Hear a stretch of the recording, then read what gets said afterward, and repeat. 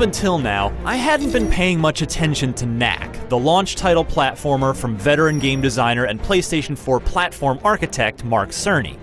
Though I'm buying a PS4 on day one, Knack's buzz seemed, to this point, lukewarm at worst and just plain warm at best. Cerny himself even said right here on IGN that he saw Knack as more of a, quote, second purchase for the PS4 launch.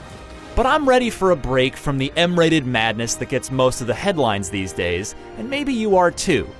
If Knack can deliver a good old-fashioned puzzle platformer on day one of the PS4 era, then it might just be the palate cleanser I've been looking for. A golem made of relics. The first thing that struck me when I played Knack, and Cerny warned me about this before I played, Let's try that again. was that it's hard, and that's by design. So yeah, I died, repeatedly, and had to restart at the last checkpoint. But I never lost so much progress that I felt robbed or frustrated. You don't need to possess quite the same masochistic streak that a Ninja Gaiden or a Dark Souls requires, but know that Knack is not going to be a cute and fluffy cakewalk. Gameplay-wise, it's the tried and true jump and attack formula you've come to know and love over the years with Mario, Sonic, Crash Bandicoot, and others. And it works here. Choosing what order to attack the bad guys in, along with deciding when and which of your special attacks to deploy after you've built up enough crystals to power them, will have you keeping a firm grip on the DualShock 4 at all times. The demo skipped around the early chapters of the campaign, and I appreciated the variety that's clearly baked in. Sometimes Knack is tiny and has to be very careful against much stronger opponents, which is everyone at that point. And other times you're so huge that you can just Hulk smash everything and feel unstoppable. It was a potent mix of vulnerability and sadism that will hopefully serve the full game well. Visually, there's no question that this is a PS4 game. One look at Knack himself and the crazy detail each of his pieces boasts will convince you of that.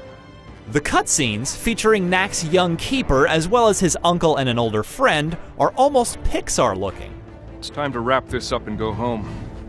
We're certainly not going to learn anything more by standing around up here. Hopefully their story will keep me interested, though I only saw a few out-of-context bits and pieces. Who are you?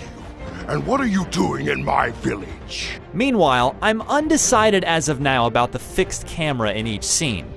For the most part, it wasn't a bother, but a couple times I entered a scene and the camera was in a really odd place or on the opposite side of where I expected it to be, thus causing Knack to briefly run in a direction that I didn't intend.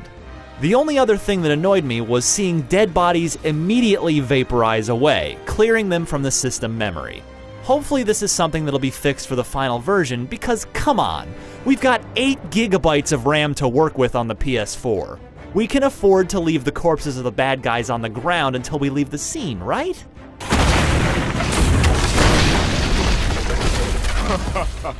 I'd never have guessed. Let's hope it's sturdier than it looks, or this'll be a quick fight.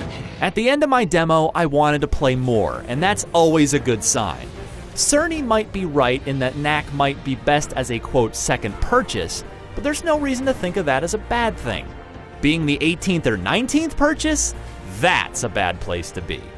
For more on Knack, you're already in the right place. IGN. Knack! You're massive! I am at that. Stick close now. Let's go find the others.